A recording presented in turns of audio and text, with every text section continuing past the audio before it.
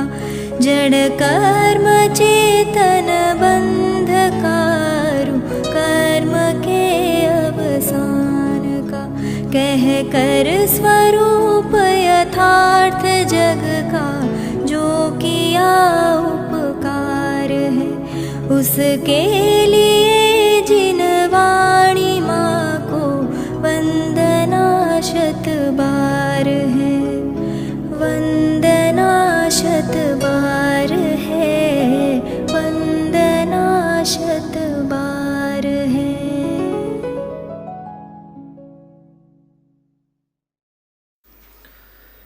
ओम नमः सदेभ्यः ओम नमः सदेभ्यः ओम नमः सदेभ्यः।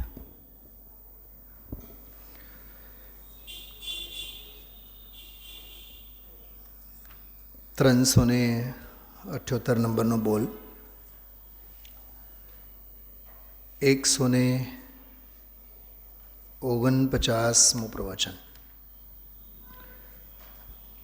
જો કે ગઈકાલનો 148 અને આજનો 149. જ્ઞાનધારા અને કર્મધારા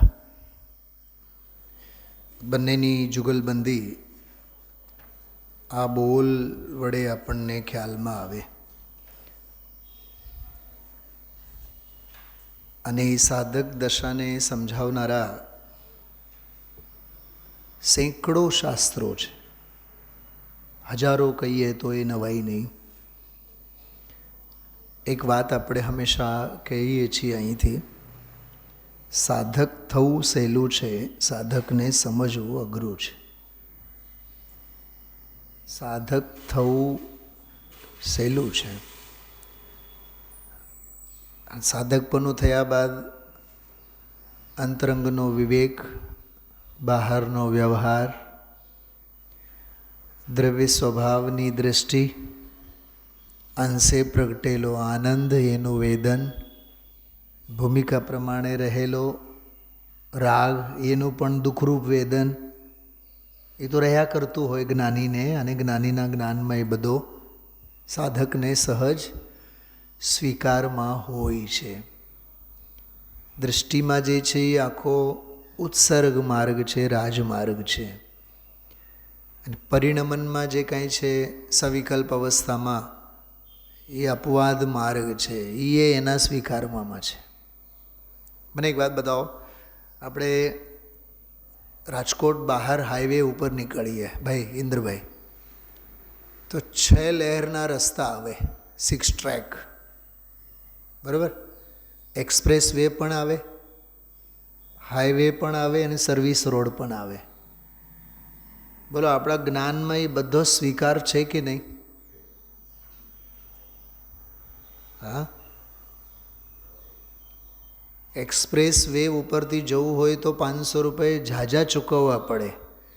મહારાષ્ટ્રમાં વગેરે તો એક સમૃદ્ધિ માર્ગ કરીને, દામજીભાઈ, એક સમૃદ્ધિ માર્ગ બોમ્બે ટુ નાગપુર, એ રસ્તા ઉપર તમને કાર અને બસ અને ટ્રક, 4 વ્હીલર જ દેખાય, માણસ દેખાય જ નહીં, અને 2 વ્હીલરે નહીં દેખાય. કોઈ સ્કૂટર, હોન્ડા, 2 વ્હીલર દેખાય જ નહીં, હોય જ નહીં. અને એક માણસ ક્યાંય રસ્તે તમને નહીં દેખાય, એક ગામ નહીં દેખાય.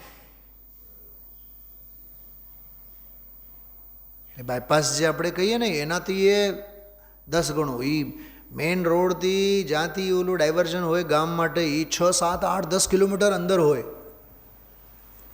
હવે એ રસ્તા ઉપરથી જાઓ તો એનો નિયમ જ છે 160, 180, 160, 140. મને તો ઘણીવાર જ્યારે મહારાષ્ટ્રમાં જવાનું થાય, હું તો એમને એમ જ કહું સભામાં કે તમારી તો ક્ષપક શ્રેણી તો સમૃદ્ધિ માર્ગમાં જ છે. તમારી સમૃદ્ધિ માર્ગનો વ્યવહાર જુઓ એટલે તમને ક્ષપક શ્રેણીનો ખ્યાલ આવે. ઉપશમ શ્રેણી છે જ નહીં, એમાં સર્વિસ રોડ જ નથી. ગજબ છે. હમણાં પહેલી વખત અમારે એના ઉપરથી એમ પ્રવાસ કરવાનું થયું. જ્યાં 7-8 કલાક લાગે ત્યાં 2 કલાકમાં પહોંચી જઈએ આપણે. કેમ કે ક્યાંય ઊભું જ નહીં થવાનું, કોઈ સ્પીડ બ્રેકર જ નથી, ક્યાં ગામ જ નહીં આવે, સ્ટોપ જ નહીં આવે વચ્ચે ક્યાંય. અચ્છા, બીજી વાત, હવે એનાથી નીચે થોડુંક ઉતરીએ આપણે. જનરલી રાજકોટથી આપણે અમદાવાદ તરફ જઈએ, કેટલા ફ્લાયઓવર આવે, ડાયવર્ઝન આવે, સારા રસ્તા હાઈવે આવે, વળી પાછું ગામે ગામ માટે ટર્ન આવે. બોલો, એ આપણા જ્ઞાનમાં બધો સ્વીકારમાં છે કે નહીં? છે ને? એ જ તો વાત છે આમાં. દામજીભાઈ, હટ નિશ્ચયનોય નહીં અને હટ રાગનો પણ નહીં. કાલ રાત્રે આપણે જે વાત કરી હતી, હટ વિના જેમ બને છે તેમ બને છે, કોઈ ક્રિયા ખેંચી તાનીને કરતા નથી. મીનાબેન સાંભળજો, ક્રિયા તો ખેંચી તાનીને નથી જ કરતા, પણ નિષ્ક્રિય તત્વને પણ ક્યાં ખેંચી તાનીને પકડે છે. એટલે અંદરનો પણ સહજ છે, બહારનો પણ સહજ છે. શું સમજાણું રામજીભાઈ? ખ્યાલમાં આવ્યું? વીતરાગતા રૂપ ધર્મ પણ સહજ છે અને રાગ પણ સહજ છે. સુખરૂપ વેદા તો અંશ પણ સહજ છે, પર્યાયે આંશિક કાર્ય પરમાત્મા દશા. અને દુઃખરૂપ વેદન જે આશ્રવ તત્વ છે રાગ, જ્ઞાનીના જ્ઞાનમાં એ બધું સ્વીકાર છે. અને જ્ઞાની સમજે છે મારી દ્રષ્ટિ તો દ્રવ્યની, સુખરૂપ વેદન પર્યાયનો, દુઃખરૂપ વેદન પણ પર્યાયનો. છે ને ગજબનો? હા, તો દ્રષ્ટિમાં તો પૂર્ણ ધ્રુવ અને વેદનમાં વીતરાગતારૂપ અંશ છે અને રાગરૂપ અંશ છે. એ જ્ઞાનનો વિવેક છે ને ગજબની વાત. જ્ઞાતા ધારા શ્રદ્ધેય ભાવે વર્તે છે, જ્ઞાત્ર ધારા જેને કહીએ, એકમાત્ર જ્ઞાતા ધારા જ્ઞાન ભાવે. અચ્છા, ઓલો જે રાગ વર્તે છે દુઃખરૂપ, એ અજ્ઞાન ભાવ છે. અજ્ઞાન ભાવ એટલે મિથ્યા જ્ઞાન નહીં, અપૂર્ણ જ્ઞાનરૂપ અજ્ઞાન ભાવ. અજ્ઞાની પણ બે પ્રકારના, એક મિથ્યા જ્ઞાની અજ્ઞાની અને એક અપૂર્ણ જ્ઞાની અજ્ઞાની. 12મા ગુણસ્થાનવાળા જ્ઞાની છે કે અજ્ઞાની છે? 12મા ગુણસ્થાનવાળા. ઓમ જ્ઞાની આમ અજ્ઞાની. કીધું તો એ જીમ કેમ નહીં ઉપડે? બીક લાગે? ઓમ તો જ્ઞાની છે ને ચોથેથી તો, પણ કેવળ જ્ઞાન તો નથી ને. 12મા ગુણસ્થાનની વાત ચાલે છે. કેવળ જ્ઞાન તો નથી જ ને, તો અજ્ઞાની છે. ઔદયિક અજ્ઞાન 12મા ગુણસ્થાન સુધી હોય, પૂર્ણ તો નથી જ ને. ખ્યાલમાં આવ્યું? તો ચોથેથી આમ સમ્યક જ્ઞાની, પણ છતાં 5મે 6ઠે 7મે 8મે 9મે 10મે 11માં 12મા સુધી સર્વજ્ઞતા નથી, જ્ઞાન પૂર્ણ નથી, માટે અજ્ઞાની, અપૂર્ણતાની અપેક્ષાએ. અબજોપતિ હોય, સમજો કે કોઈ સાવ સામાન્ય ગરીબ હોય, 2 ટંચના રોટલાની સગવડતા ન થાય તો ગરીબ કહીએ. એની સામે લાખોપતિ છે, એ અમીર. અચ્છા, લાખોપતિ છે એ કરોડપતિની સામે ગરીબ, અને અબજોપતિની સામે કરોડપતિ એ ગરીબ, ખરબોપતિની સામે અબજોપતિ ગરીબ. જ્યાં જ્યાં જે તો એમાં તો બુદ્ધિ હાલે. આપણે પૈસાની બાબતમાં ક્યાં દાખલા દેવાની જરૂર છે? કોણ અમીર કોણ ગરીબ, કોણ અમીર કોણ ગરીબ, બધું જ ખ્યાલમાં આવે ને એમાં. જેની પાસે કારના કાફલા હોય એ બહુ પૈસાવાળા, અને જેની પાસે એક હોય ડુગડુગી હોય કાર, તો પણ સાયકલવાળાની સામે તો એ તો ધનવાન કહેવાય ને. એ તો અપેક્ષાથી વાત છે કે નહીં? હા, એક ઓલો પણ બહુ સરસ આજે આવ્યો, પરમાત્મા પૂર્ણ સુખી અને મિથ્યા દૃષ્ટિ પૂર્ણ દુઃખી. દુઃખનું જ વેદન, પરમાત્માને એકલા સુખનું વેદન, અને અજ્ઞાની મિથ્યા દૃષ્ટિને પૂર્ણ દુઃખનું વેદન. અને સાધકને શું લીધું? એને જ્ઞાનનું વેદન છે, એને સુખનું વેદન છે. દૃષ્ટિ દ્રવ્ય ઉપર છે. જેટલા વેદનમાં અતિન્દ્રિય આનંદનો અંશ છે એટલો એ સુખરૂપ વેદન છે, માર્ગનો વેદન છે. જ્ઞાન ચેતના છે. અને જેટલો રાગ ભૂમિકા પ્રમાણે વર્તે છે પંચાસ્તિકામાં, એને એટલો અજ્ઞાન ચેતના કહેવાય. એ અજ્ઞાન ચેતનાનું વેદન છે. એને રાગ છે ને, રાગનું વેદન એ અજ્ઞાન ચેતના.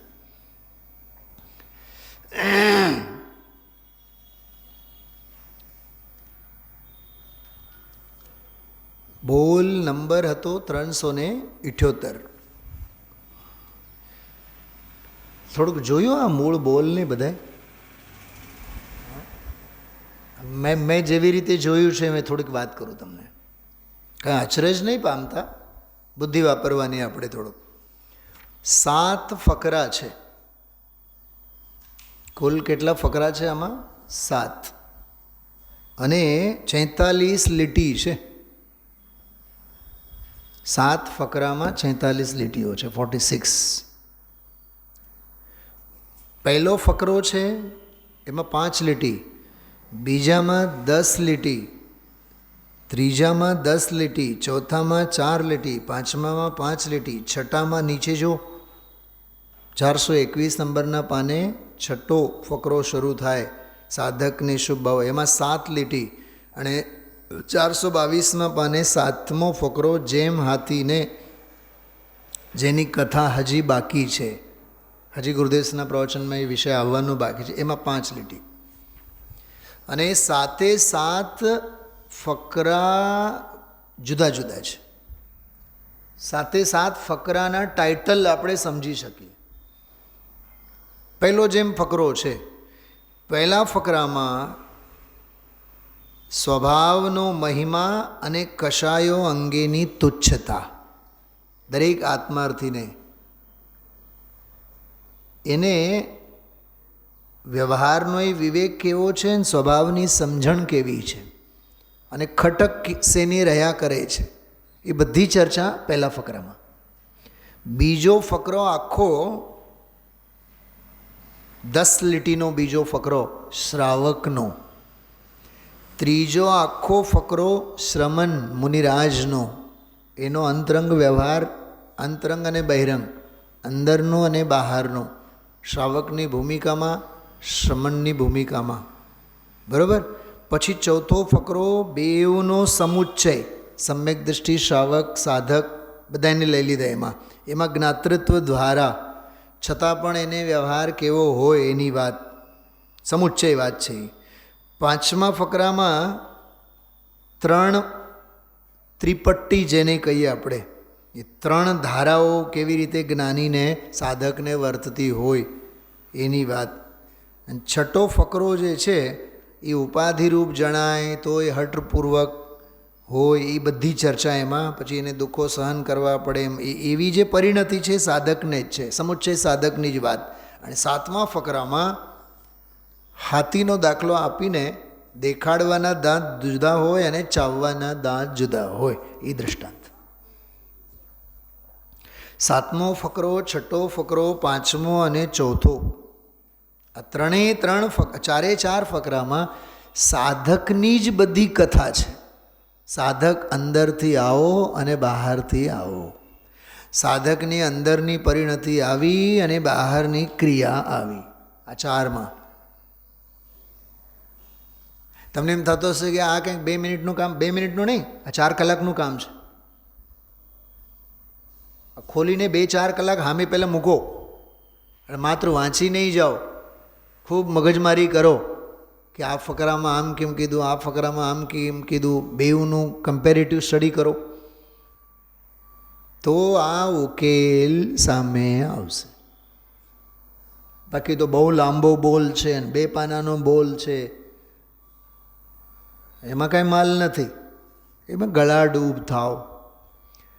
પણ આ 46 લીટીવાળો 378મો બોલ, આમાં 2 જ વસ્તુ છે, સાધકની જ્ઞાનધારા અને સાધકની કર્મધારા. સાધકનો અંતરંગ જ્ઞાનધારા, એને આપણે એમ કહી શકીએ નિર્બંધ જ્ઞાનધારા. દામજીભાઈ શું શબ્દ વાપર્યો મેં? નિર્બંધ, અબંધ જ્ઞાનધારા. અને ભૂમિકા પ્રમાણે વર્તતી રાગધારા, એને શાસ્ત્રની ભાષામાં કહેવાય કર્મધારા અને જ્ઞાનધારા. તો જ્ઞાનધારા અંતરંગની છે, સંવરને જરારૂપ, અને કર્મધારા આશ્રવ અને બંધરૂપ છે. એને થોડોક એમ પણ કહી શકીએ સુખધારા અને દુઃખધારા. ગુરુદેવશ્રી એક નવો શબ્દ વાપર્યો આજે, ધર્મધારા. જે રાગધારા એ કર્મધારા અને જે વીતરાગ જ્ઞાનધારા એ ધર્મધારા. એક નવો શબ્દ વાપર્યો ગુરુદેવશ્રી આજે. અને ગજબની વાત એ છે, ધર્મીને જ ભૂમિકા પ્રમાણે વર્તતી ધર્મધારા અને ધર્મીને જ વર્તતી રાગધારા. જેટલો પરલક્ષ એટલી રાગધારા, અને જેટલો સ્વરૂપ અને સ્વભાવનો લક્ષ તેટલી જ્ઞાનધારા. આટલો જ છે આ પ્રવચન. આ એનો આખો જ ને પોસ્ટમોર્ટમ છે આ આજના પ્રવચનનો. બાકી તો બધી લાંબી કથા છે. એ પડેની વાત છે જ નહીં, ભોગવવી શું પડે, એ તો સહજ નહીં. હું તો ઘણી વાર વાત કરું છું, જ્ઞાનીને અતિન્દ્રિય આનંદ પણ સહજ, અને ઇન્દ્રિયજન્ય આનંદ પણ સહજ, અને દુઃખ પણ સહજ. જ્ઞાનીના પરિણમનમાં અસહજ નામની કોઈ વસ્તુ છે જ નહીં. સમજાય છે? પરિસહો પણ સહજ, પરિસહોનો જય પણ સહજ. એટલે એનો વીતરાગ ભાવે સહજ અને રાગ ભાવે સહજ. મહાવ્રતાદિકો શું પરાણે કરતા હશે મુનિરાજ? પરાણે કરે. ગુરુદેવજી આજે બોલ્યા છે એ વ્રત સંયમ વગેરે જો એ પરાને કરે તો એ અશુભ ભાવ છે. એ હટ વિના આવે હોય વર્તે. પણ જ્ઞાનીની દૃષ્ટિ એમાં નથી, જ્ઞાનીનો જોર એમાં નથી. એ અંદરમાં રહી ન શકે એટલે બહાર આવે. એ બહાર આવે એટલે વ્રતાધિકની ભૂમિકા એની સહેજ રહે. ખ્યાલમાં આવ્યો? જો વૃદ્ધ હોય ને, વૃદ્ધ વડીલો, ઘરે ને ઘરે ગમે નહીં, ઘરમાં ને ઘરમાં ગમે નહીં, બરાબર? તો થોડીક વાર પગ છૂટા કરવા માટે ઘરના આંગણે, ઘરની આજુબાજુમાં કોઈ બાગ બગીચો હોય ત્યાં જાય. ઠીક? હવે ત્યાં છાંયડોય છે અને ત્યાં તડકાય છે. હવે એ ઘરડા ક્યાં બેસશે? એનો અંતર્મન તો એમ જ કહે છે, અમારું જો ચાલે તો અમે ઘરમાંથી બહાર જ ન નીકળીએ. પણ બહાર ગયા બાદ સુરક્ષિત જગ્યાએ, જ્યાં વાહન વ્યવહાર ન હોય, ત્યાં બાલ બચ્ચાઓની માથાકૂટો ન હોય, ટૂંકમાં નડતર તત્વો જ્યાં ન હોય, તડકા ન હોય, છાંયડે જઈને શાંતિથી બેસે. તો ઘરમાં રહે સુરક્ષિત, એ શુદ્ધોપયોગ. છાંયડે જઈને રહે એ એનો શુભોપયોગ. અને તડકે હેરાન થાય એ અશુભોપયોગ.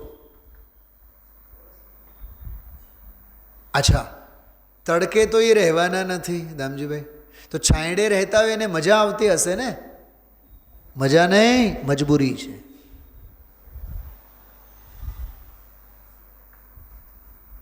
મારો એક મિત્ર સુરેશ કરીને, બહુ ભદ્ર પરિણામે તારણ સ્વામીમાં માનનારો હોય, બ્રહ્મચારી જેવો જ હતો. આમ બિલકુલ આમ એને જુઓ તો આમ ગટુડા અને ભટ્ટારક જ, આમ સફેદ જબ્બા, સાવ સૂતરના પહેરે. ભણવામાં બિચારો આમ હોશિયાર, ઓમ હોશિયાર, પણ બહુ બાળક જેવો એમ. તો 2 કલાક 3 કલાક 4 કલાક ઇન્દ્રભાઈ પોતાના ઓરડીમાં પુરાયેલા હોય અને આમ બેસે ને તો 2-3 કલાક હાલે નહીં. બિલકુલ એવું લાગે જાણે સામાયિક જ કરતા હોય. વાંચા રાખે. અને બહુ ઉંમરમાં મોટા હતા, મારાથી લગભગ 10 વર્ષ મોટા હતા. પણ ભણવામાં સાથે જ અમારી સાથે જયપુરમાં જોડાના.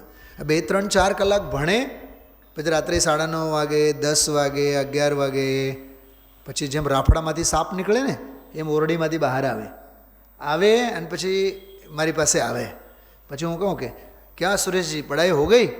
अरे यार पढ़ाई तो हो गई, थोड़ा सा मूड फ्रेश करने आए हैं. અને અમે ભણતા હોય. હવે સાંભળો, મૂડ ફ્રેશ તો તમારું અને અમારું, અમારી મગજમારી, અમારી ઘોર ખોદવા આવ્યા તમે. હવે મારો પ્રશ્ન છે વંદનાબેન, એ મૂડ ફ્રેશ કરવા માટે નીકળેલા છે, એ મજબૂરી છે કે ખુદદારી છે? બતાવો. એમાં એને કેટલો રસ? એ 3 કલાક બેસીને અકળાયેલા છે, માટે જરીક પગ છૂટા કરવા માટે બહાર આવેલા છે. અને હમણાં 5-10 મિનિટમાં આપણી સાથે વાર્તાલાપ કરી પાછા જઈને બેસે. મુનિરાજોનું, સાધકનું પણ એવું જ છે. એ સ્વરૂપમાં જ રહેવા માગે છે, શુદ્ધોપયોગમાં જ રહેવા માગે છે, પણ એમાં એ સ્થિરતા સધાતી નથી. એટલે સહેજે વ્રત સંયમ વગેરેના વિકલ્પો શુભમાં આવવાનો એમનું બને છે, પણ એ શુભ વ્યવહારને, શુભ રાગને એ સુખરૂપ માનતા નથી. એમને ખબર છે આ લોઢાની કે સોનાની પણ બેડી જ છે.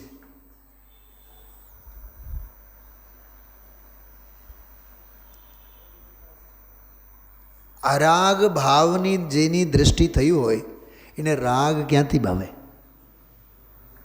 જ્ઞાન સ્વભાવની જેની દૃષ્ટિ થઈ હોય એને અજ્ઞાન ક્યાંથી ભાવે? શુભ ભાવ એ અજ્ઞાન ભાવ છે, એમાં જ્ઞાનપણું નથી, જ્ઞાન ભાવ નથી એમાં. કુસુમબેન સમજાય છે? હું ફરીથી બોલું છું, અજ્ઞાન ભાવ. મહાવ્રતાદિકના કાલે બહુ સરસ વિષય લીધો હતો. મુનિરાજને અનાદિ 141 નંબરનો બોલ વચનામૃતનો. મુનિરાજને અજ્ઞાનીને અનાદિકાળથી વિભાવનો અભ્યાસ અને મુનિરાજને સ્વભાવનો અભ્યાસ. ઘણા દાખલાઓ આપ્યા હતા, 5-50. હમણાં તો તબિયત બહુ જ સારી રહે છે, વિભાવનો અભ્યાસ છે. તામજીભાઈ કીધું તું? હા ને. હવે તો અમે પ્રક્ષાલમાં, પૂજામાં બરાબર અમે લોકો લાભ લઈએ છીએ. ઊભો રહે. વિભાવનો અભ્યાસ. હમણાં અમે લોકો તો સોનગઢમાં જઈને 6 મહિનાથી રહીએ, ખૂબ સાંભળીએ, ખૂબ માણીએ છીએ, અને એવું લાગે જાણે કે આપણા માટે ચોથો કાળ. ઊભો રહે. વિભાવનો અભ્યાસ. આત્માનો સમજવા માટે અમને તો બહુ આનંદ આવે છે. ઊભો રહે. વિભાવનો અભ્યાસ. કેમ કે જેટલો જે સવિકલ્પ અવસ્થામાં પરનો લક્ષ્ય છે બધો જ વિભાવ છે.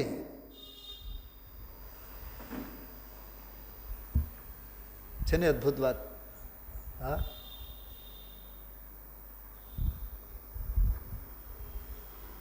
ઇન્દ્રભાઈ, સર્વિસ રોડ ઉપરથી ગાડી હાંકવું સારું કે ઓર્ડિનરી રોડ ઉપરથી કે એક્સપ્રેસ રોડ ઉપરથી? પ્રવાસ ક્યાંથી ખેડવાનો આપણે? એક્સપ્રેસ રોડ ઉપરથી, બરાબર. પણ એ પરવાસ જ છે ને. શું કીધું? પરવાસ જ છે ને. પ્રવાસ એક્સપ્રેસ રોડ ઉપરથી હોય કે સર્વિસ રોડ ઉપરથી હોય, ગેર શિફ્ટિંગના તો માથાકૂટ તો ખરા જ ને. પહેલો બીજો ત્રીજો ચોથો, પહેલો બીજો ત્રીજો ચોથો, ક્લચ પકડો ને બ્રેક પકડો ને ફલાણું કરો ને ઢીકણું કરો. તો સારું શું છે? પ્રવાસને મારો તાળા, મંજિલે જઈને મહેલમાં રહો. તો સાધકની દૃષ્ટિ તો સ્વભાવની જ હોય, પણ એની મજબૂરી છે, એમાં એ પુરુષાર્થ અપ્રતિહત નથી ચાલી શકતો, માટે એને સ્વરૂપ અને સ્વભાવમાંથી બહાર આવવું પડે છે. આ કથા છે. આમાં અશુભ ભાવ સે બચને હેત. એક વાત સમજો, અશુભ ભાવથી બચવા માટે એ એક કહેવાની વાત છે. મીનાબેન શું કીધું? કંઈ જ્ઞાનીને અશુભથી બહુ બીક છે? મેં આ ભક્તિ લખનારને પૂછ્યું હતું કે અશુભ ભાવથી બચવા, તો જ્ઞાની એવા માય કાંગલો છે? બોલો ધમજીભાઈ. તમે તમારી શેરીમાંથી નીકળો 2-4 6 કૂતરા હોય એ તો રોજના છે, હેવાયા છે. શું કીધું? નવા હોય તો બીક લાગે, નવા હોય તો બીક લાગે, પણ ઓલો કૂતરાઓનો પરિચય તો રોજનો છે. તો કરડશે આપણને એની બીક ક્યાં? એમ જ્ઞાનીને ખબર છે હું ચક્રવર્તી છું, 60,000 વર્ષ માટે મારે લડવા જવાનું, રાજપાટ ચલાવવાનો, અને જ્યારે હું મહેલમાં જઈને બેસું, રાજ દરબારમાં જઈને બેસું તો આ 16 શણગાર કરીને મારે જઈને બેસવાનું. એને ખબર છે કે આ દેહના શણગાર છે. 96,000 રાનીઓનો ભોગ, વરસ દી સુધી રંધાતી ખીર, હીરાના ભસમથી બનેલી ખીર, એ ખાશે કે નહીં ચક્રવર્તી? ખાશે ને? તો એને એ ધર્મ માને કે શુભ માને કે અશુભ ભાવ માને? બતાવો.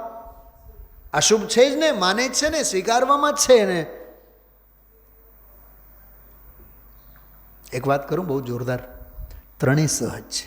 દ્રવ્ય સ્વભાવ સહજ, આનંદ સહજ, રાગનું વેદન સહજ. આજે ગુરુદેવસિંહ બોલ્યા હતા, દ્રવ્ય વિતરાગ, ગુણ વિતરાગ, પર્યાય વિતરાગ. અને હજી એક વાત કરું, ઓલું જે રાગ વેદાય છે ને એ વિતરાગ ભાવે. શું કીધું? શાસ્ત્રમાં ક્યાંય લખ્યું નથી, પણ હું મસ્તીમાં બોલું છું. વિતરાગતા જે પ્રગટેલી છે એ તો વિતરાગ ભાવે છે જ, પણ રાગ જે વર્તે છે એ વિતરાગ ભાવે છે. 1 લાખ રૂપિયા મેં તમારી પાસેથી લીધા, બરાબર? 99,999 ચૂકવ્યા. કેટલા બાકી છે? અને હું તમને 10 વખત કહું તમારું 1 રૂપિયા બાકી છે, હા તમારું 1 રૂપિયા બાકી છે, તમે શું કહો? આવી ગયા. અરે 99,999 આવી ગયા હોય તો 1 રૂપિયા તો એ તો આવવાના જ ને. હવે એની ક્યાં ગણતરી કરવાની? હાલ્યા રાખે. આમ કોરોનાનો ચેપ લાગેલો હોય, સમજો 15 દિવસ આઈસીયુમાં ભરતી થયા હોય, પછી માંડ છૂટ્યા અને બધું હરકે હરકો આવ્યો તો કે પલોઠી વાળીને ઘરે જ બેઠા રહે, ભૂખે મરશે, ધંધે વયો જાય. ત્યાં કે અરે તમને તો કોરોના, તમારે તો આચરવું જોઈએ. અરે પણ કેટલા દી, મહિના થયા, 2 મહિના થયા, હવે કઈ ગમે નહીં, પણ નબળાઈ છે ને એ તો હાલ્યા રાખે. એમ જ્ઞાની કહે છે હજી નબળાઈ છે ને એ તો હાલ્યા રાખે. એ તો જ્ઞાનનો જ્ઞેય છે. કેટલું પ્રેક્ટિકલ છે જ્ઞાનીની કર્મધારા, પણ કેટલી પ્રેક્ટિકલ છે. મને તો ઘણી વાર એવું થાય, જ્ઞાની કેવા સુખેથી દુખી થાય. શું કીધું? સુખેથી તો સુખી રહે જ, સુખેથી તો સુખી રહે જ. ઇન્દ્રભાઈ સાચું કહો, તમે બપોરે 1:30-2 વાગે તમે જમવા આવો ઘરે, સ્કૂટર ઉપર, ઘરે તો સેન્ટ્રલ એસી, દુકાનમાં સેન્ટ્રલ એસી, પણ 1:30-2 વાગ્યાની ગરમીમાં તમે જ્યારે સ્કૂટર લઈને નીકળો અને ત્રિકોણબાગ ટ્રાફિકમાં તમે જ્યારે ઊભા હો, જરીક અકળાયેલા હોઈએ છીએ, રસ્તામાંય તડકા એવા, આખું શરીર દાઝી જાય, એના માટે તો ફૂલ શર્ટ પહેરીને નીકળીએ, પણ એ બળતર અને એ પીડા કેટલા હસતા હસતા હસતા મોઢે આપણે સ્વીકારીએ છીએ. 1:30 વાગે 2 વાગે જમવા જાય અને પછી 3, 3:15 થાય, એમ બાયડી એમ કહે હજી તો 3:15 વાગ્યા છે, ત્યાં બ્લાઉઝ પીસ લેવા માટે કોણ આવવાના છે? ચોળની લેવા માટે કોણ? નહીં નહીં નહીં નહીં, દુકાન મારી પેઢી છે, ગ્રાહક મારો દેવગુરુ ધર્મ છે. તમે વિચાર તો કરો, એ વેપારીને, લોભિયા વેપારીને પીડા લાગે છે. અને ભલે ને દુકાનમાં અંદર ગયા બાદ તરત જ મજૂરને કહે પહેલાં એસી કરો તો, ફૂલ કરો તો ત્યાં તો પંખાનો પવન પણ ગરમ લાગે, પણ ઓલા તડકામાં કલાક સુધી તમે કેમ શેકાવો છો? એ શેકાવવામાં પણ સુખ છે. કેમ કે એવા એ 1-2 કલાક નહીં શેકાય. 11 વાગે જો દુકાનેથી ઘર ભેગા થાય તો દેવાળો ફૂંકવો પડે ધંધા વેપારમાં. તો એ ગ્રહસ્થના જીવનમાં પીડા પણ આપણે કેવા હસતા હસતા સહીએ છીએ. અમારા યશપાલજી અન્નાજી બહુ સરસ દાખલો આપતા.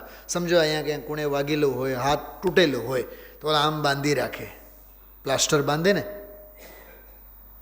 બરાબર. હવે જ્યારે પ્લાસ્ટર બાંધેલું હોય એણે કીધું કે 8 દિવસ. અચ્છા, પ્લાસ્ટર જ્યારે આમ બાંધેલું હોય ગમે કેટલું નહીં, પણ કેટલું સારું ને, બધાએ ખબર અંતર પૂછે, હાય હાય તમને ભાઈ વાગી ગયું છે, કેટલી સહાનુભૂતિ મળે ને હોલસેલ ભાવે. પણ તે ધન્ય ઘડીની રાહ જોઈને બેઠા હોય.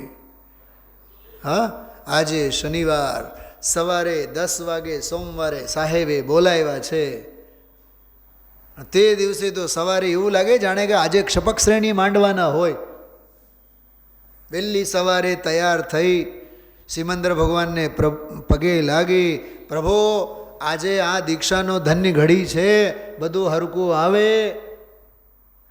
બોલો, એ બાંધેલ હોય ત્યારે પણ ત્યાગની ભાવના, રાગના કાળે પણ વીતરાગતાની ભાવના. શું કીધું? રાગના કાળે પણ વૈરાગ્યને વીતરાગતાની ધારા કેવી વર્તતી હોય છે. સાચી વાત કરું, સમ્યક દૃષ્ટિ જ્ઞાનીને તો દુનિયાથી જ રાગના તાંતના તૂટેલા હોય છે. શ્રીમદજી લખે છે ને, નાળિયેરનો ગોળો અંદરથી સાવ છૂટો પડેલો છે. બાહર નારકી કૃત દુઃખ ભોગે, અંતર સમરસ ઘટાઘટી. તો આ બહુ અદ્ભુત બોલ છે, બહુ અદ્ભુત બોલ. વાંચીએ જો, થોડોક આપણે પણ આનંદ લઈએ. પછી ગુરુદેવશ્રીના પ્રવચનમાંથી મૂળ જે અંશ છે એની વાત કરીએ. જો ફરી એકવાર બોલું, 378મો બોલ, 7 ફકરા અને 46 લીટી. પાનું 420. મૂળ બોલ. જેને સ્વભાવનો મહિમા જાગ્યો છે એવા સાચા આત્માર્થીને, ખોટા નહીં, સ્વભાવનો મહિમા જાગેલો હોય એ જ સાચો આત્માર્થી, દેખાવો કરનારા નહીં, દંભ કરનારા નહીં. જેને સ્વભાવનો મહિમા જાગ્યો છે એવા સાચા આત્માર્થીને વિષય કષાયોનો મહિમા તૂટીને જો આ પરથી ખસેલો છે તેમની તેને તુચ્છતા લાગતી હોય છે. બહુ માર્મિક શબ્દ છે, યાદ રાખજો, તુચ્છતા. શું બહેનો સમજાય છે? ઘરમાં જે એઠવાડ હોય ને, એઠવાડ, રસોઈ બન્યા બાદ, રસોઈ એટલે જમ્યા બાદ જે થાળીઓમાં જે એઠવાડ હોય એ એઠવાડ પ્રત્યે જોવાની દ્રષ્ટિ કેવી હોય? બોલો દેવીબેન, તુચ્છ હોય કે નહીં? એ ગંધાય તોય ગમે નહીં, એમ થાય કે વાસનો થાય જેટલા ઝડપથી આપણે સાફ કરી નાખીએ, ઉટકી નાખીએ. અને ઓલો જો એઠવાડ હોય, કચરો આપણે ભેગા કરેલ હોય, ઝડપથી એને ઘરમાંથી બહાર કાઢી મૂકીએ. તુચ્છતા, તેમની તુચ્છતા લાગતી હોય છે. એટલે પરમ હેય બુદ્ધિ, એમ તેને ચૈતન્ય સ્વભાવની સમજણમાં આ ગજબનો માર્ગ છે. આ તત્વજ્ઞાન છે ધમજીભાઈ, સમજણ. અને સમજણ વિના જ બધા દુઃખી છે. જેને આત્માની સમજણ છે એને કંઈ સમજાવવાની જરૂર નથી હોતી. તે સમજણમાં નિમિત્તભૂત દેવગુરુ શાસ્ત્રગુરુનો મહિમા આવે છે. જો લો, વિષય કષાયો પ્રત્યે તુચ્છતા અને દેવગુરુ ધર્મનો મહિમા, ગમે તે કાર્ય કરતા તેને નિરંતર શુદ્ધ સ્વભાવની પ્રાપ્તિ કરવાની ખટક રહ્યા જ કરે છે. તો આમાં 3 વાત આવી: વિષય ભોગો પ્રત્યે તુચ્છતા, દેવગુરુ સદનિમિત્તો પ્રત્યે મહિમા અને સ્વરૂપ પ્રાપ્તિ માટેની ખટક. આવ્યા આ 3 પોઈન્ટ આમાં. હવે શ્રાવકની વાત, માત્ર શ્રાવકની વાત, જેમાં 4થા અને 5મા ગુણસ્થાન વર્તી. ગ્રહસ્થ આશ્રમમાં રહેલા જ્ઞાનીને, જો શબ્દો જુઓ, ગ્રહસ્થ એટલે બાયડી, છોકરા, ઘર, પરિવાર બધું લઈને બેઠા છે. ગ્રહસ્થ આશ્રમમાં રહેલા જ્ઞાનીને, અજ્ઞાની નહીં, જ્ઞાનીને શુભાશુભ ભાવથી જુદા જ્ઞાયકને અવલંબનારી જ્ઞાતૃત્વ ધારા નિરંતર વર્ત્યા કરે છે. એક બીજી વાત કહું, સાંભળો બધાએ. પહેલો ફકરો છે ને એ સમ્યક સન્મુખવાળા જીવની વાત છે, અને બીજો ફકરો એ સમ્યક દ્રષ્ટિ શ્રાવકની વાત છે, અને ત્રીજા ફકરામાં સમ્યક દ્રષ્ટિ જ્ઞાની એવા સંત મુનિરાજની વાત છે. શું સમજાણો?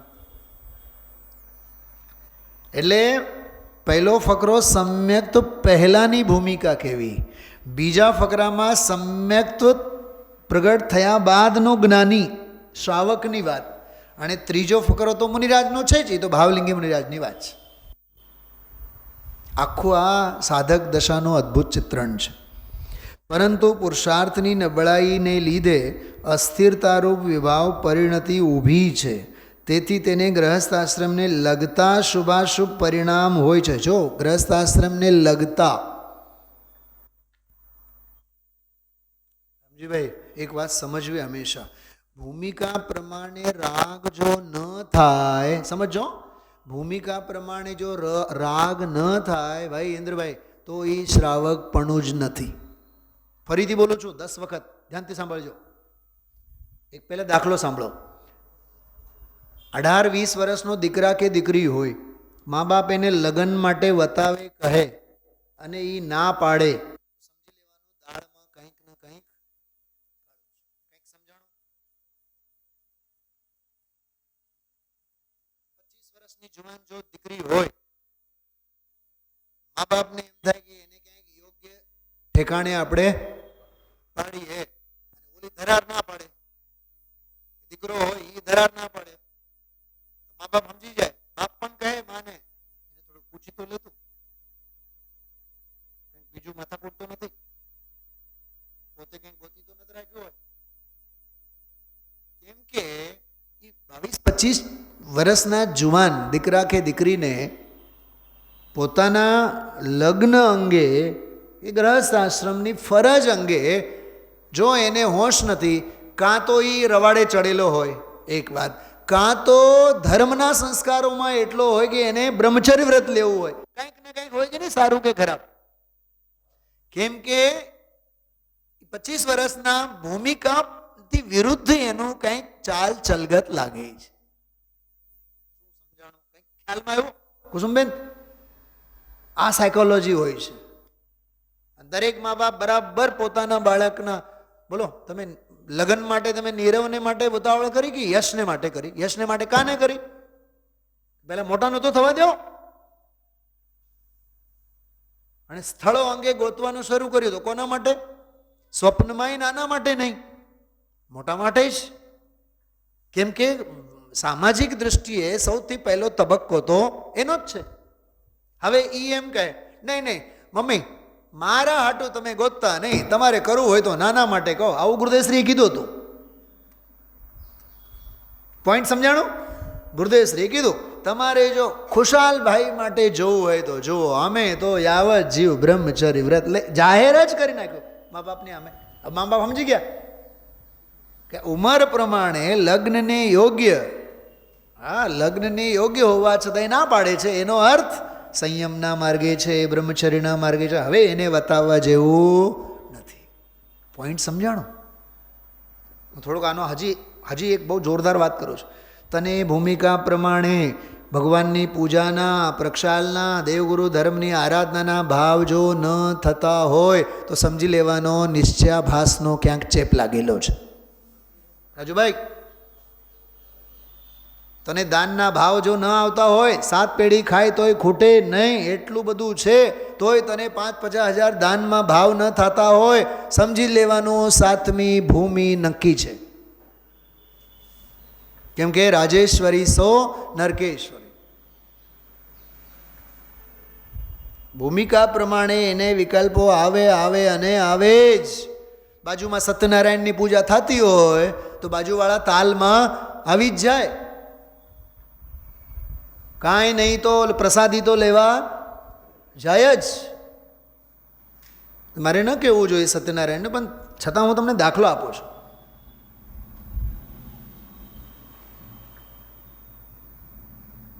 બોલો છે કે નહીં ભૂમિકા પ્રમાણે બધું? તો તને અષ્ટાનિકા ઉજવાતી હોય, તને દેવગુરુ ધર્મની પ્રભાવના થતી હોય, પંચકલ્યાણકો ઉજવાતા હોય, 3 લોકના નાથના જય જયકાર થતા હોય, અને તારામાં કાંઈ હલબલ નહીં, અંદરમાં કોઈ ચેન્જ નહીં, પરિવર્તન નહીં, પરિણામોમાં કાંઈ, હમણાં આજે જ સ્વાધ્યાય વખતે શું જય શ્રી રામ શું બોલે ઓલા અંતિમ ક્રિયામાં જાય ને, હા હે રામ જે બોલે નહીં, હવે એટલા કાનમાં શબ્દો પડે તો આપણને મોત સાંભળે કે નહીં? ઘડીક માટે અહીંયા તો કાંઈ નહીં, આપણી તો પદ્ધતિ નથી. સ્કૂલોમાં એક્ઝામમાં કેવું બધા છોકરા ઊભા થઈ જાય, ઓલા પાછળથી જાતી હોય ને શવયાત્રા તો ઘડીક બધા ઊભા થઈ જાય. તો મત રસ્તામાં તો મેં બધે જોયા છે, ત્યાં ને ત્યાં થંભી જાય, ઊભા રહી જાય બધા લોકો. હું એમ કહું છું સંવેદનશીલતા, એક મૃત્યુના પ્રસંગ પ્રત્યે પણ સંવેદનશીલતા. તો દેવગુરુ ધર્મની પ્રભાવના પ્રત્યે તને સંવેદનશીલતા નથી? અશ્વનિકા હોય તોય પૂજા નહીં, 10 લક્ષણ ધર્મ હોય તોય પૂજા નહીં. એટલે હું કહું છું ઘણીવાર ઘણાના જીવનમાં 6 આવશ્યકોમાંથી 1-2 આવશ્યકો તો કપાઈ જ ગયા છે. નામ શું લેવાનું, તમે બધા જાણો છો સારી રીતે. માત્ર જિંદગીભર આત્મા આત્મા આત્મા કરવાથી કાંઈ નહીં થાય. ભૂમિકા પ્રમાણે એને રાગ હોય, ભૂમિકા પ્રમાણે એને વ્યવહાર હોય. અરે અહીંયા તો જ્ઞાનીને જે ભૂમિકા પ્રમાણે રાગ હોય, દુઃખરૂપે એનું વેદન હોય, પણ હોય ને આ પોપાભાઈનું રાજ્ય નથી. અચ્છા, દીકરાના લગ્ન લેવાતા હોય તો ઘોડીને સામે નાચો કે નહીં શેરવાની પહેરીને? બોલો, મને આનો જવાબ આપો. બોલો વંદનાબેન, ભલે ને તમે ગમે તેટલા કરોડપતિ હો, પણ દીકરા અને દીકરીના લગ્ન હોય તો રંગબેરંગી લુગડા પહેરીને હથેળી પર મહેંદી મૂકો કે નહીં? નાચો કે નહીં ઘોડીની સામે? અને કાકલુદી કરો કે નહીં? સાહેબ, બાપા, ભાઈલા, તમે તો આવો, તમારા વગર તો અમારા લગ્ન અધૂરા છે.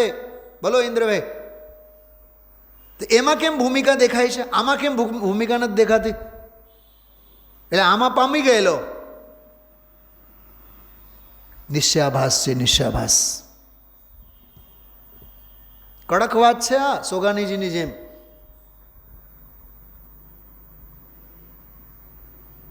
અને એટલે હોંશે હોંશે ભગવાનને વિરાજમાન શેના માટે કરેલા છો? કોકના ભરોસે? બોલો, કરોડોના સંકુલનો શેના માટે? મજૂરોના ભરોસે? કોકના ભરોસે?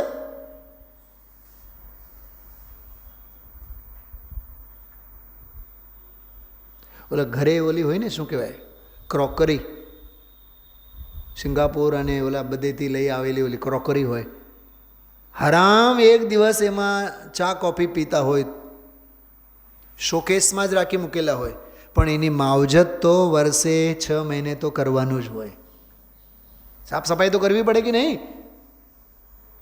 એમ જે દેવગુરુ ધર્મને આપણે આમ શોકેસની જેમ મંદિરમાં વેદીમાં આપણે લઈ આવીને વિરાજમાન કર્યા છીએ, તો નસીબ સમજો કે એમની વયાવૃત્તિ અને પૂજા વગેરેનો વ્યવહાર કરવાનો લાવો તને મળેલો છે.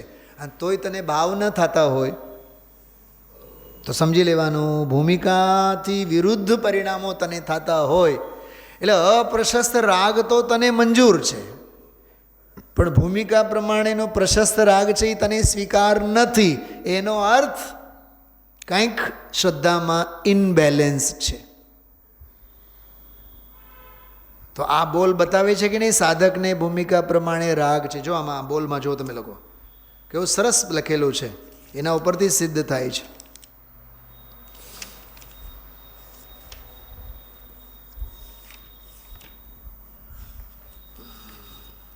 જો, મને દેવગુરુની સદા સમીપતા હો.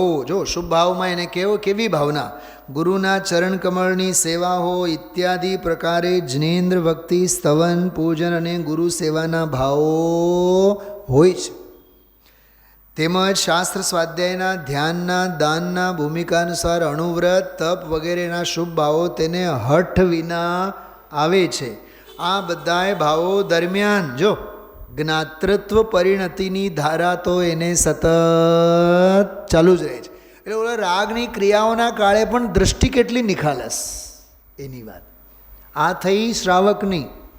ચોથા અને પાંચમા ગુણસ્થાન વર્તીની. હવે મુનિરાજની નિજ સ્વરૂપ ધામમાં રમનારા મુનિરાજને પણ પૂર્ણ વીતરાગ દશાના અભાવે વિધવિધ શુભ ભાવો હોય છે. તેમને મહાવ્રત, 28 મૂળગુણ, પંચાચાર, સ્વાધ્યાય, ધ્યાન ઇત્યાદિ સંબંધી શુભ ભાવો આવે છે. તેમજ જિનેન્દ્ર ભક્તિ, શ્રુત ભક્તિ, ગુરુ ભક્તિના ઉલ્લાસમય ભાવો પણ આવે છે. જો આવે છે, આવે છે, આવે છે ભાષા. હવે કેવા? એક ઉદાહરણ. હે જિનેન્દ્ર, આપના દર્શન થતાં, આપના ચરણ કમળની પ્રાપ્તિ થતાં મને શું ન પ્રાપ્ત થયું? અર્થાત આપ મળતા મને બધોય મળી ગયું. આમ અનેક પ્રકારે શ્રી પદ્મનંદી આદિ મુનિવરોએ જિનેન્દ્ર ભક્તિના ધોધ વહાવ્યા છે. આવા આવા અનેક પ્રકારના શુભ ભાવો મુનિરાજને પણ ભાષા જો હઠ વિના આવે.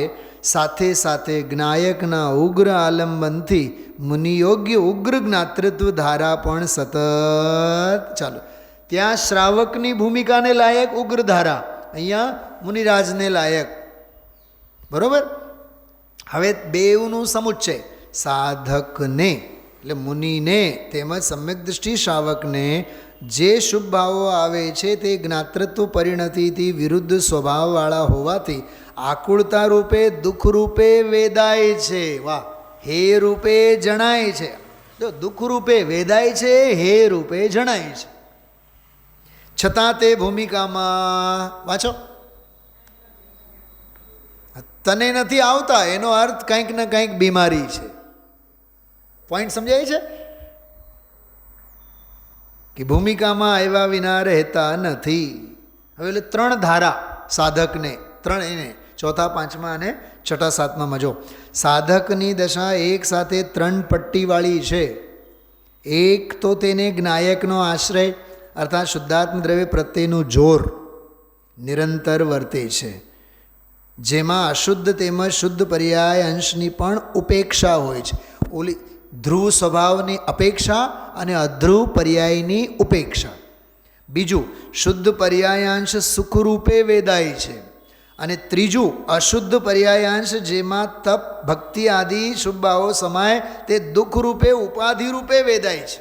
જો દૃષ્ટિ પૂર્ણની પર્યાયના સુખરૂપે વેદનમાં વીતરાગતા અને જેટલો જે રાગ છે એ બધો દુઃખરૂપ વેદન.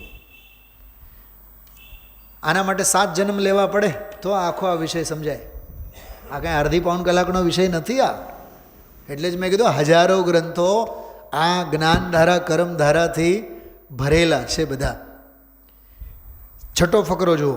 સાધકને શુભ ભાવો ઉપાધિરૂપ જણાય છે. એનો અર્થ એવો નથી કે તે ભાવો હઠપૂર્વક હોય છે. આ બહુ ગજબનો. જો સાધક એમાં વર્તતો તો હોય ઉલ્લાસપૂર્વક, પણ દ્રષ્ટિમાં ઉપેક્ષા. શું કીધું? એમાં જોડાતો હોય ઉલ્લાસપૂર્વક, મને જોડાતો ન હોય, ઉલ્લાસ પૂરેપૂરો, પણ દ્રષ્ટિમાં પૂરેપૂરી ઉપેક્ષા. જેમ મેં દાખલો જે આપ્યો, 1:30 વાગે 2 વાગે તડકે ટ્રાફિકમાંથી આપણે જઈએ તો એ તડકામાંથી પ્રવાસ ખેડવામાં ઉલ્લાસ પૂરેપૂરો, પણ દ્રષ્ટિમાં ઉપેક્ષા પૂરેપૂરી. બહુ સરસ ફકરો છે આ. આમ તો સાધકના તે ભાવો હટ વિનાની સહજ દશાના છે. અજ્ઞાનીની માફક આ ભાવો નહીં કરું તો પરભવમાં દુઃખો સહન કરવા પડશે એવા ભયથી પરાણે કષ્ટપૂર્વક કરવામાં આવતા નથી. છતાં તેઓ સુખરૂપ પણ જણાતા નથી.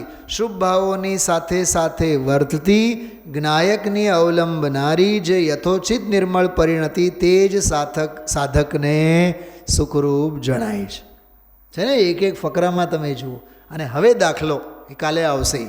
જેમ હાથીને બહારના દાંત દેખાવાના જુદા હોય અને અંદરના દાંત ચાવવાના દાંત જુદા હોય, તેમ સાધકને બહારમાં જો ઉત્સાહના કાર્ય શુભ પરિણામ દેખાય તે જુદા હોય અને અંતરમાં આત્મશાંતિનું, આત્મતૃપ્તિનું સ્વાભાવિક પરિણમન જુદું હોય. બાહ્ય ક્રિયાના આધારે સાધકનું અંતર ઓળખાતું નથી. છેલ્લી વાત સાંભળો. ઉત્સાહ ભલે ને બહારમાં દેખાય પણ એના પ્રત્યે ઉદાસીનતા હોય. શું કીધું? ઉત્સાહ ભલે ને બહારમાં દેખાય એને, પણ ઉદાસીનતા તો દ્રષ્ટિમાં એને વર્તે છે. આખો બોલ જે છે ને સાધકની જ્ઞાનધારા કર્મધારા, અદ્ભુત બોલ છે. વિચારજો. ઓમ નમઃ સંદીપ.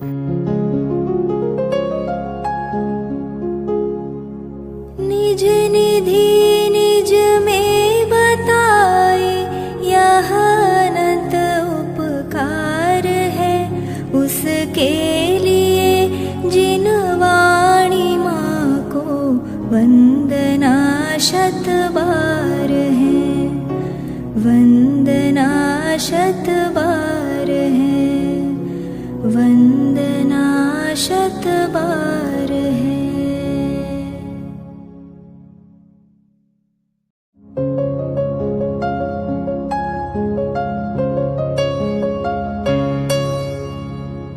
जिन वाणी भारती तो ही जपो दिन रैन, जो तेरी शरणा गहे सो पावे सुख चैन. जा वाणी के ज्ञान ते सूझे लोकालोक, सो वाणी मस्तक नवो सदा देत हो ढोक, सदा देत हो